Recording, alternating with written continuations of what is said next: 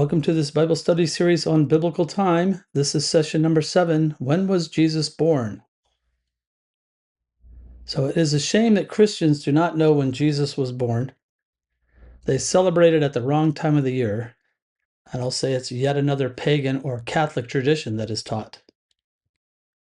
We will investigate what the Bible teaches. So first we'll look at the time of year. So Jesus' birth is linked to John the Baptist. John's conception and birth are in Luke 1.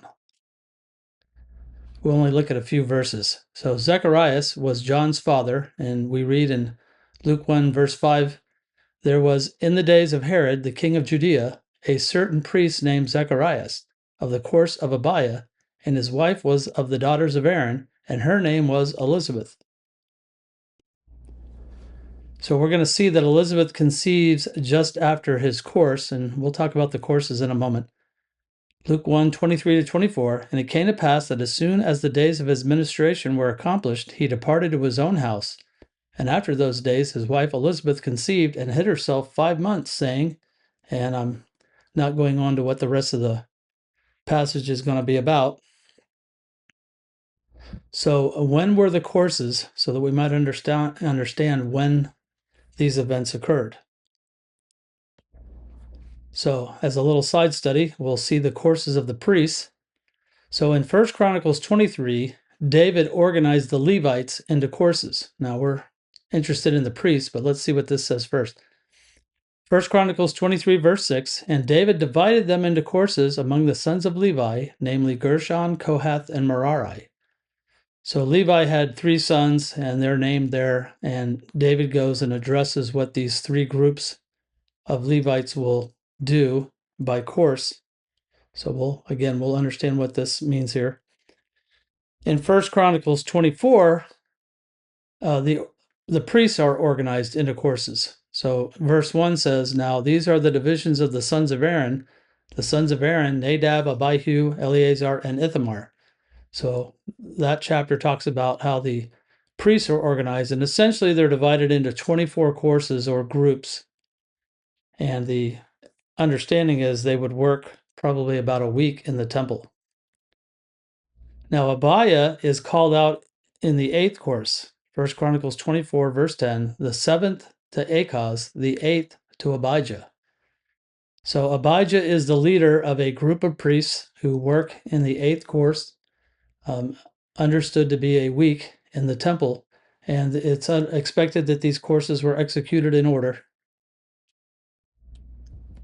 So other details are not given. So of course we're going to have to do a lot of speculating in order to come up with a time frame. And some of these assumptions, you might say, are maybe not too far-fetched, but nonetheless, we don't really know. So let's see the course assumptions that I've made. So number 1, all priests worked during the feasts. Don't really know that. The course numbering was paused during a feast. In other words, the course number following a feast is the next number following the course number before the feast. The first course followed the Feast of Unleavened Bread and not the beginning of Abib. I don't know if that's true. It is not clear when the first fruits offering and the Feast of Weeks would have occurred relative to Passover. We will assume the latter did not interrupt the course execution in any way, since it was a one-day feast. So I said the courses were interrupted by the feast, but in the case of the Feast of Weeks, it's only one day. It may be that all the priests worked, or many of them did, but that did not interrupt the course numbering. Number 5, we cannot know when new moons occurred, so we will assume that the months are exactly 30 days long. There are 280 days from conception until birth. Now that has nothing to do with the courses, but it's following on to when the conception to the child being born would occur. And then a leap month does not occur during the intervals of interest. So again, that has nothing to do with courses as well. So here is some math using these assumptions. The first course began after the Feast of Unleavened Bread, so that would begin on Abib 22. So Passover would be the 14th. The Feast of Unleavened Bread would be the 15th to the 21st, and many, or if not all, of the priests would be working. Then the first course would start on Abib 22. Now, no idea if that's correct, but that's going to be how we're going to start counting. So Abiah's course was the 8th. So 56 days would have elapsed by the end of it. So the eighth course, each one working a week, that would be 56 days that we would add on to Abib 22. So Zacharias would have returned home on Sivan 18.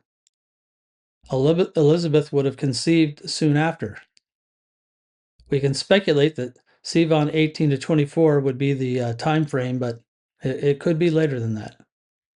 She doesn't necessarily conceive during that week. If we look at a woman's cycle being a month, it could be a week or two later. Nonetheless, that's what we'll use. 280 days later would be 9 months and 10 days later.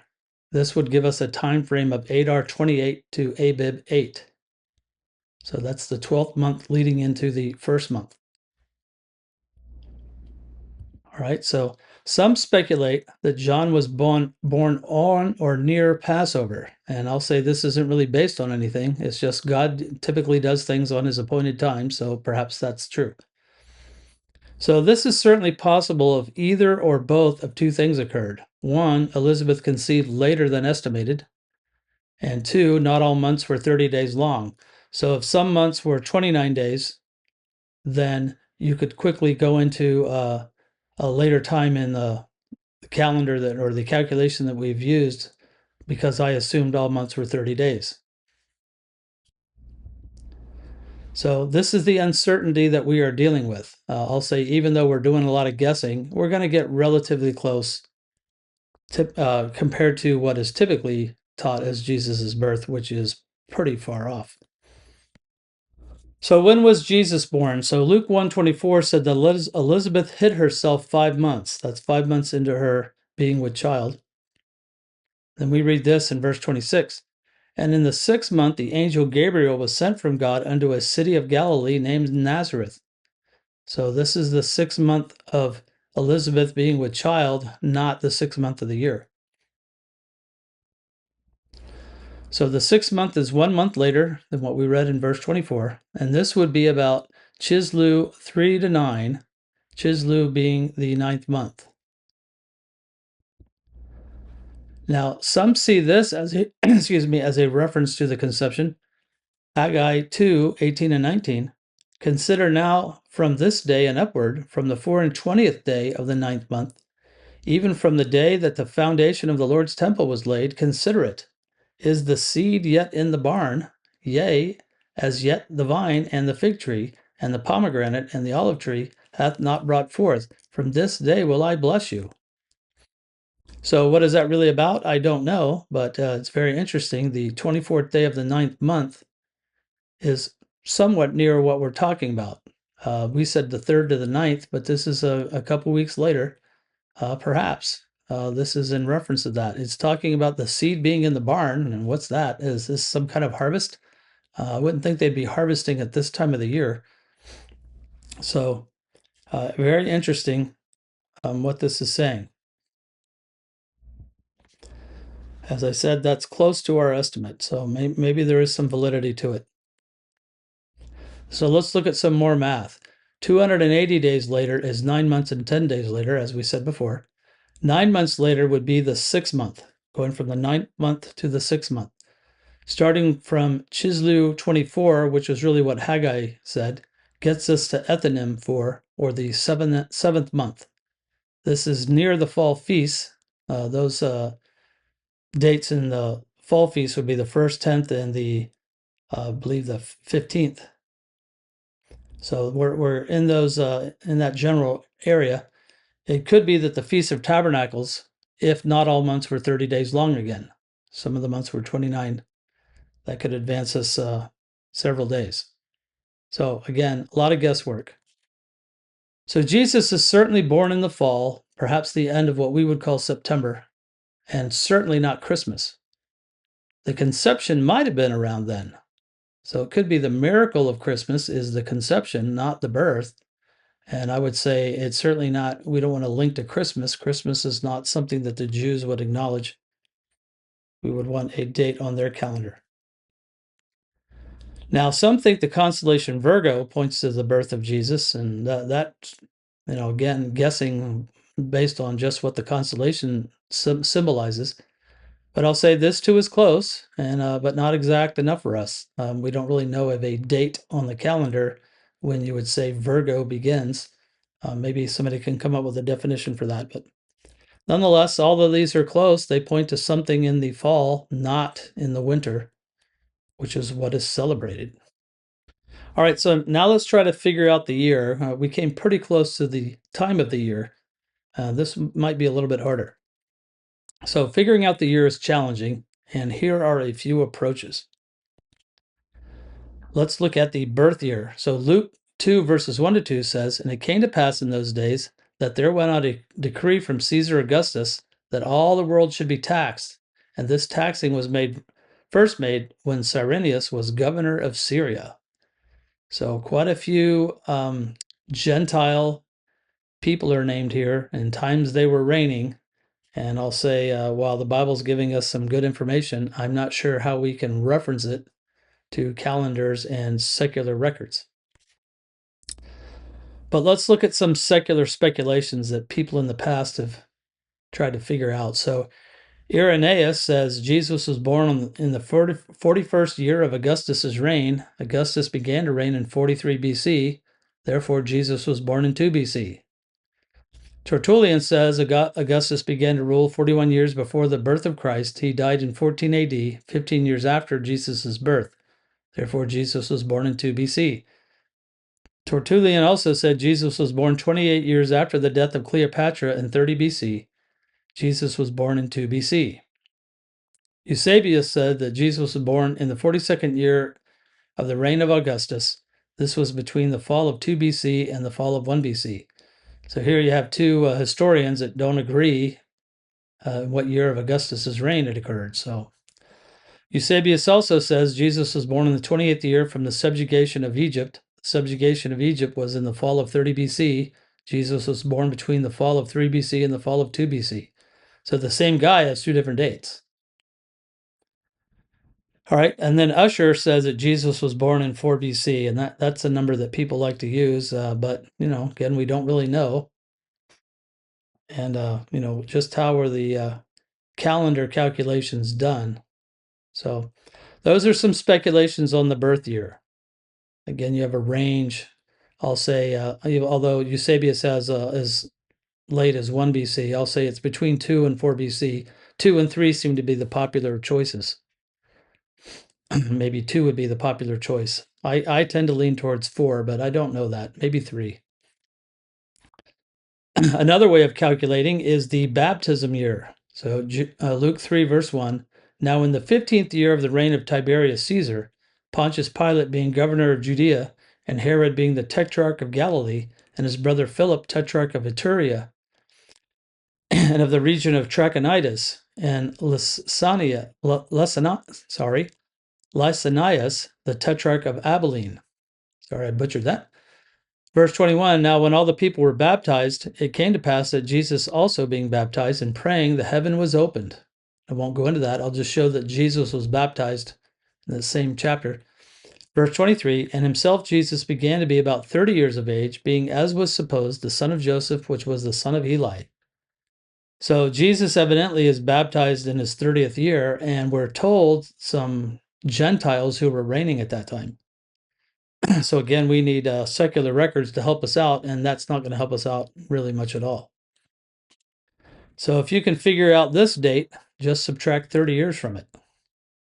So again, Luke has given us some information that we Gentiles should be able to do calculations from, but I'll say the records are a mess, and just like that previous slide, we were all over the place trying to figure out a year. The other method is to work from the crucifixion year. So many people think they know when Jesus died, and unfortunately, if you do some research, you'll say the dates range from 29 to 34 AD. That's even worse than the birth range. We got a 5-year period here. So if you did know, you could work backward.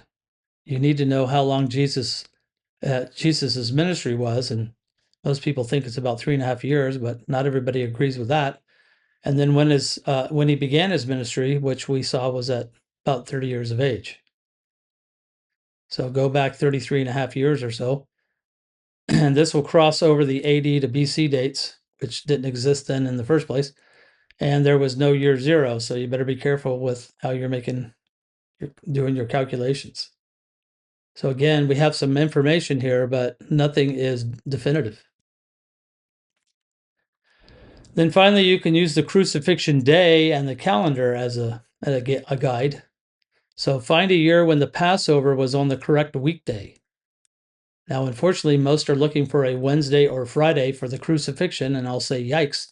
As we'll see in the next session, it's clearly a Thursday. So you would want to go and find a calendar, a year that had the Passover on a Thursday. So, but the problem is that no calendars are accurate, as we've already seen.